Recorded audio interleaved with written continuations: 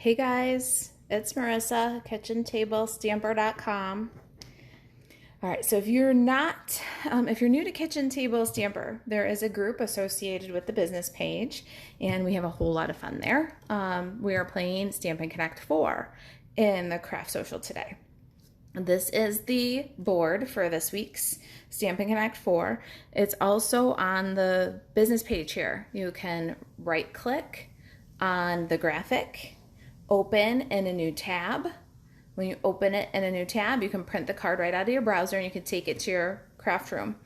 Now the challenge is, and it is going now through Sunday night, to connect 4 and share the project. You can make cards, you can make scrapbook pages, you can make home decor, you can make treats, you can, whatever you want, but you have to connect 4. So I'll show you my project. This is my project. And I connected Magenta Madness and then used an embossing folder. I used the Ornate Floral. Try a Wonder Recipe. This is Wonder Recipe number 3. And glitter. So you can see my little Winka Stella on the center of the flower there and on the cans. So that's my Connect 4. The Wonder Recipe number 3 makes 4 cards. So we've got 3 right here, and we're gonna make another one of these tonight. Okay. All right, so here's our project. Here's our Wonder Recipe, and I already went ahead and took a piece of the Flowers for Every Season Designer Series paper and cut it according to the Wonder Recipe. It's a one sheet wonder for a 6x6 paper. So the nice part about it is it's scalable. You can use a 6x6 Designer Series paper, or you can use a 12x12 Designer Series paper, and you can scale it up and do 4. So this one is just cut it in half at 3 inches, and then cut it in half again at 3 inches. So we got 1, 2, I lost my other cards already, 3, 4 3-inch pieces. All right, so that's the Wonder Recipe. I've already cut the Designer Series paper. And then when you're left with 3 or 4 3-inch squares, what do you do with them? Well, whatever you want. The paper determines what colors you're going to use. So I pulled a Misty Moonlight card base, and I just pulled it right out of the Designer Series paper. And I'm going to stamp that in the background and give it some texture with the Blossoms in Bloom stamp set. So we'll start right there. I've got my Blossoms in Bloom. I've got the big floral background here. What I like to do with big stamps like this, I don't know if you have trouble with big stamps and getting good images, but I do. And so what makes that easier is I take my stamp, I put it face up on my surface, on my work surface, and then ink the stamp. I bring the ink pad to the stamp and ink it all up, just face up. And I do this with any kind of really large stamp or any background stamp. Now with the photopolymer, it wants to stick to the ink pad a little bit more, but if you just hold an edge, it'll work and protect your surface. Let the ink get everywhere, but make sure you got paper underneath you. All right, now I've got my background stamp all inked up, and I'm just gonna bring my card base over the background stamp and rub with a smaller block. So if you have trouble with the background stamp, like skipping the middle, or you don't get a good full impression, this can help your background stamping technique. If you don't have to wield a block that's the size of, you know, the whole card, it's a little bit easier. All right, so I'm gonna lift that up and flip. Isn't that gorgeous? I love that. All right, now that's dirty. We need to put that aside where I won't put my sleeve in it. I'm so gonna put my sleeve in it. All right, now I wanna finish that off with a little bit of the smaller blooms from the same set, just because once we put our focal images and stuff over that, we're gonna cover it mostly. So I've got the 3 small blooms on a block from that same set. We'll go down off the left and up off the right. And now we've got a great background. All right, then embossing. Let's grab the big shot while I've got a nice clean space. I've got a piece of Magenta Madness cardstock. This is 3 inches by 1¼ inches. And I'm just gonna run a little texture on it with the Ornate Flowers the Ornate Flowers 3D embossing folder. Why? Because Connect 4 said use an embossing folder. Isn't that gorgeous? Oh my gosh. All right, here's our card base. We cut our paper according to our Wonder recipe. We used our embossing folder. Now we need some glue.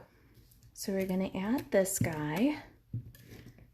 And we're gonna add this guy. Besides, I like Stampin' Seal for these 3D folders. It really holds down those textured papers. So this has got somewhat of a direction. We're gonna put it all the way to the right, all the way to the open edge. Let's make sure that's my open edge. And then we'll fill in the rest with our Magenta Madness embossed piece. Woohoo, looking good, right? What I do need to cut right now is just jade with, I'm using a little sprig of leaves from Sunflower Dies. That we have to do. All right, let's do this die cutting. I love this sprig. This is my new leaf punch. I wish it was a punch, it would be easier, but it sure is a useful little die. It pairs up nicely with my favorite small bloom punch. So we're gonna just cut ourselves a set of leaves. There's our little leafy sprig. All right, let's take a look at the rest of my kit here. Got my little stitched, scalloped rectangle die, and that is from Stitched So Sweetly. That's the B size. It's the second largest, 3 5/8 by 2 1/2. I've got a scrap of Misty Moonlight for the center of my flower. And I've got Poppy Parade for my flower. Put just a little bit of texture on that piece of Poppy Parade. I think it looks really nice on these flowers if they've got a little bit of texture. So that's what we're gonna do next. I've got Poppy Parade ink. Gotta protect my surface here. And we're just gonna ink up Poppy Parade on Poppy Parade. And this texture, dude, is from Tasteful Touches. This is great wingman stuff. I keep using the sprigs and the feathers and the this texture especially. I love this little lacy print. And we're gonna punch out a flower. Here's the small bloom punch. And just get that guy. Hey, Beth, how are you? Did you see Connect 4? I'm playing Connect 4. I wanted to show you guys the application of this game. And now, little 1/4 inch circle. I've got my 1/4 inch circle punch. I can't live without these. The 1/4 and the 1/8 inch. I use them all the time. I've got Fisker's ones. Need it for a flower center. So if you don't already have one of those, Amazon. I can't give up my 1/4, 1/8, and 1/2 inch circles. They're just too necessary. So I know Stampin' Up doesn't carry them, but there's our flower. Putty end of the Take Your Pick tool right into the Stampin' Pierce mat. Look at the dimension we've got there. And to further our bit of dimension, I'm going to use some dimensionals and put the center in the flower on a dimensional. Well, not on a dimensional, but on a little piece. Beth says yes and love it. Oh, yay! I haven't been into the craft social too much today because I was playing along with the Connect 4, trying to design my card and trying to get the paper sampler celebration. Not Saturday, but next Saturday we have our big paper party. And so I'm trying to get that all done. I'm really working hard in that Facebook group today. So when you do a paper sampler with Kitchen Table Stamper, we do a paper party where you get the sampler right away, but then I'm going to walk you through a whole bunch of projects with that paper, and we do it videos in a Facebook group. So you can do the projects at your own speed, or you can do them together during the party. But the Facebook group allows us to kind of make, I don't know, an event out of it. So I've been working really hard on that Facebook group today and then playing along with the game. All right, I've got You're the Goat, greatest of all time, and Misty Moonlight ink. And our feature today is Way to Goat. I couldn't pass up this Magenta Madness roses and the goats. They belong together, don't you think? And then we need some memento because we're gonna stamp and color our goat. The goat is on this rectangle and a little bit high of the image or of the greeting and all the way to the right so you have room for your sprig and flower. What a cutie. It's kind of a quick card, which is nice because the Wonder recipe makes 4 of them. All right, I need markers. I didn't color the horns on this dude and I realized it afterwards. So I'm gonna do a little dark smoky slate on these horns and then a little light basic black to shadow them. I realized after I put it in the clear envelope that I hadn't colored them. All right, let's do his horns too. I love these goats. And I don't know why I was so drawn to the goats, but as soon as I grabbed that floral paper, that was like, goats, they're a great idea. Right now, we're just coloring up our focal image. For the goats, I like to kind of scribble them in around the edges, under his chin, down his arms, you know, and then I'll go with the darker smoky slate and I'll flick little lines like fur, add some darker shadows where the artist drew shadow along the hooves.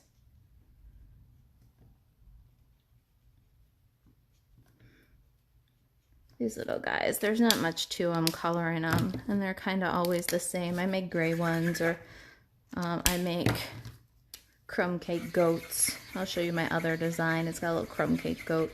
Now I'm just gonna cover the whole thing with color lifter, kind of soften up my gray goat. Let's do goat's head. Oh, I still want to use the I left my marker open. I don't know exactly how, but I left the side with the brush tip open. And I'll tell you, I'm having some issues with that side. It's really dark now, like the ink concentrated. And then for goat's face, I'm gonna go ivory over the eyelids. And then, of course, our goat needs a little blushing cheek. That's light petal pink. And then for good measure, I'll just push it all back with a little color lifter. I might play around in the center here and just soften a little bit where it goes to white. But that's really it. When she's dry, she'll look like that. They look a little different wet than dry. Let me get this guy glued down. We're just gonna cover the seam here. And I might have to, even though I'm trying not to, I might have to unclog my liquid glue here. I have 3 liquid glues in my tool bin and one of them works. Yes! And the sad part is the one that I just couldn't unclog. That was the one I was using to make all these other cards. All right, there's our sprig.